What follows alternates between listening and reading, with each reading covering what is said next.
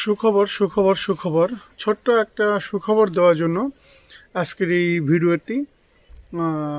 অনেকেই VFS global নিয়ে জানতে চেয়েছেন।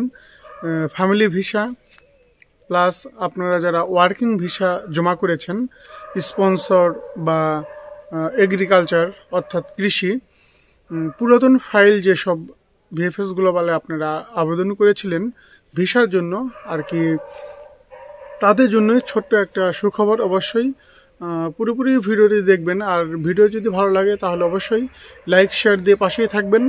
মাহিম মিতালি ব্লগ 02 এটা আমার ফেসবুক পেজ, আর মাহিম মিতালি ব্লগ এটা আমার ইউটিউব চ্যানেল।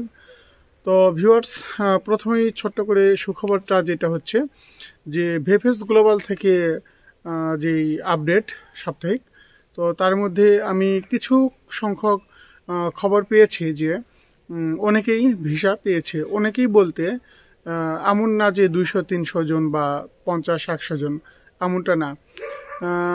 ঢাকা এবং সিলেট এবং আপনাদের চিটাগাং, এই তিনটা মানে থেকে অফিস থেকে খুব কম সংখ্যক পাসপোর্ট ফেরত পেয়েছে ভিসা সহকারে আর কি।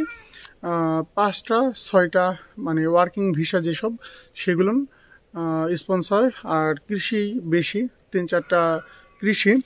তো যারা ফ্যামিলি ভিসার জন্য আবেদন করেছিলেন তাদেরটাও উঠেছে, 5-6টা ভিসা পেয়েছে ফ্যামিলি ভিসা।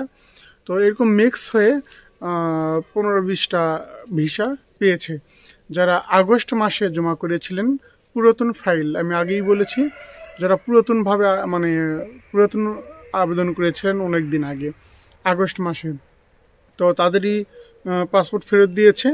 তো নুলস্তা যারা জমা করেছিলেন, নুলস্তা তো অনেকেই জমা করেছেন, তাদের মধ্যে এতটুকু পাসপোর্টে ভিসা লেগেছে, আর বাকিগুলো কিন্তু ফেরত দিয়েছে আর কি। এটা ভিসা পায় নাই বাকিগুলো রিজেক্ট হওয়ার কারণ আপনারা অবশ্যই জানেন। আর রিজেক্টের সংখ্যা বেশি কী জন্য অনেকেই জানতে চেয়েছেন যে ভাইয়া রিজেক্টের সংখ্যা কী জন্য বেশি হয়। তো এইটার জন্য আমি যদি বলি যে একটা লাইনে 10 জন যদি লোক থাকে বা 100 জন যদি লোক থাকে, তাহলে ওই লাইনের গণনা শেষ করতে, যেমন 1 2 3 4 5 6 করে যখন গুনতে গুনতে আমরা সামনের দিকে আগাবো, তখন কিন্তু 100টা গোনার পরে কিন্তু একটা লাইন শেষ হবে। অর্থাৎ একটা সিরিয়ালে যদি 1000টা পাসপোর্ট থাকে, আর ওই 1000 পাসপোর্ট যদি তারা দেখে, ভিএফএস গ্লোবালে যদি দেখা শুরু করে, দেখতে দেখতে যখন এক পর্যায়ে দেখবে যে এই 1000 পাসপোর্টের ভিতরে সব মিলিয়ে ওয়ার্কিং পাসপোর্ট 5টা বের হয়েছে অরিজিনাল, মানে আর কি নুলস্তা অরিজিনাল, আর বাকি 5টা-7টা বের হয়েছে ফ্যামিলি ভিসা, আর বাকি হয়তো স্টুডেন্ট ভিসা বা আদার্স 2-1টা থাকতে পারে। তো এইসব মিলে তারা একটা সিরিয়াল বাই করে আর কি, মানে অ্যাপয়েন্টমেন্ট দেয় যে আপনার পাসপোর্ট গ্রহণ করেন অমুক তারিখে। যখন আপনারা এটা নিতে যান, তখন ওই সিরিয়ালে যখন 1000টা পাসপোর্ট যখন দিয়ে দেয়, ওই 1000 পাসপোর্টের ভিতরে আর কি এই 5 জন যখন পান বা 10 জন যখন পান, তখন আপনাদের মনে হয় কি যে আমাদের নুলস্তা সঠিক হওয়ার পরেও রিজেক্ট করে দিয়েছে, আর অরিজিনাল না বলে ভুয়া বলে রিজেক্ট করে দিয়েছে, এটাই আপনারা মনে করেন। তো এটা মনে করার কোনো কারণ নেই, আপনাদের নুলস্তা অনলাইন নাই। অর্থাৎ আপনি নেটের কথা বিশ্বাস করে, এরোর কথা বিশ্বাস করে টাকা পয়সা লেনদেন করেছেন, করে নুলস্তার জন্য আর কি চেষ্টা করেছেন, এটাই হচ্ছে মূল বিষয়। তারা আপনাদেরকে ভুল নুলস্তা দিয়ে দিয়েছে, ভুয়া নুলস্তা দিয়ে দিয়েছে।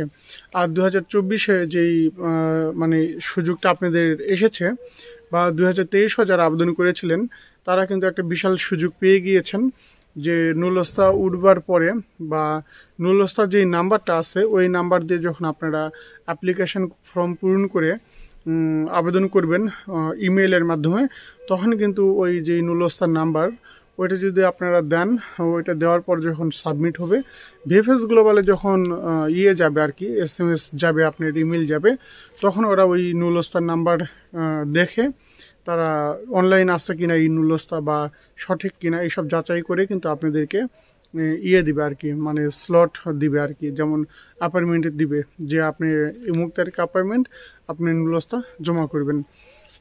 তো এটা একটা মানে বিশাল বড় একটা গুড নিউজ। তো আপনারা অনেকেই SMS করেছেন অর্থাৎ ইমেল করেছেন, রিটার্ন মেসেজ অনেকেরই আসেনি আর অনেকেরই এসেছে। যারা কমেন্টস করেছিলেন আমাকে তারাও বলেছেন যে ভাইয়া এখন আমাদের SMSটা রিটার্ন এসেছে। তো আপনারা যারা নতুনভাবে আবার অ্যাপয়েন্টমেন্ট নেওয়ার চেষ্টা করতেছেন নেবেন, তবে লেনদেন থেকে সাবধান। নুলস্তা নেওয়ার পর লেনদেন করুন।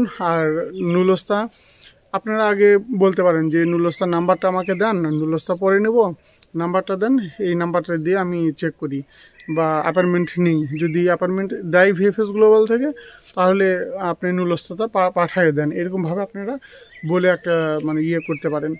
আর অনেকেই বলেন যে ভাই আমাকে জানুয়ারি মাসে নাকি আবেদন হয়েছে 10 তারিখে, তো জানুয়ারি মাসের 10 তারিখে আবেদন হয়েছে তাকে নাকি রিসিভ হতে দিয়েছে আর কি। তাও হচ্ছে কৃষি, যেটা আর কি কৃষি আবেদন বা কৃষি নুলস্তার জন্য আবেদন করেছে। তো তার জন্য আমি বলবো যে ভাই এটা খুব দুঃখজনক ব্যাপার। আপনারা ফ্লুসি ছাড়া, ক্লিক ডে ছাড়া যদি ক্লিক করেন তাহলে আপনাদের ওই মানে ইয়েটা সাবমিট হবে না। অর্থাৎ আপনাদেরকে ক্লিক ডেট দিনই ক্লিক করতে হবে। অর্থাৎ আপনি যেই যার মাধ্যমে আবেদন করেছেন বা যে মধ্যস্থলী আছে সে আপনার সাথে হয়তো 2 নম্বরই করতে পারে। তো আপনি সাবধান থাকবেন। আর অনেকেই বলেন যে ভাই বাংলাদেশিরা কি মানে শ্রমিক আনতে পারবে নাকি?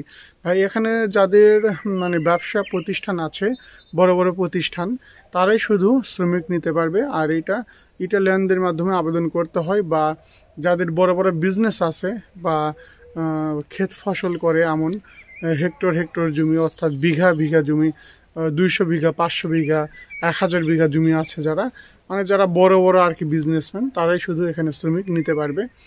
আর সামনে আর একটা যেটা মানে নতুন ওয়ে চালু হচ্ছে, ওইটা এখনও দেরি আছে ভাই। আপনারা অনেকেই জিজ্ঞেস করতেছেন, ওইভাবে আসতে হলে 50-50 আর কি আসার সম্ভাবনা, মানে নুলস্তা ওঠার সম্ভাবনা 50-50। তো ওই বিষয়ে ভিডিও বানাবো যদি আপনারা চান। আজকে শুধু VFS গ্লোবাল নিয়ে কথা বললাম যে আগস্ট মাস বা মানে আগস্ট মাসের বা পুরাতন যেসব ইয়েগুলো তারাই শুধু নুলস্তা যারা আবেদন করেছিলেন তারাই শুধু ভিসা পেয়েছে, খুবই কম, আর রিজেক্টের পরিমাণ বেশি। আপনারা আপডেট চেয়েছিলেন, তো আপডেট এইটাই যে বেশি নুলস্তা পায় নাই, এটাই হচ্ছে মূল বিষয়। আর আপনারা যারা নতুনভাবে আবেদন করবেন অবশ্যই আবেদন করবেন দেখে শুনে, সব কিছু ফর্ম পূরণ করে আবেদন করবেন। তো সকালে ভালো থাকবেন। ভিডিওটি অনেকের কাছে ভালো লাগবে, অনেকের কাছে খারাপ লাগবে। যাদের কাছে খারাপ লাগবে আমি ক্ষমা প্রার্থী, আমার ভুল ত্রুটি হয়ে যেতে পারে, আপনারা ক্ষমার দৃষ্টিতে দেখবেন। তো সকালে ভালো থাকবেন। আসসালামু আলাইকুম, আল্লাহ হাফিজ।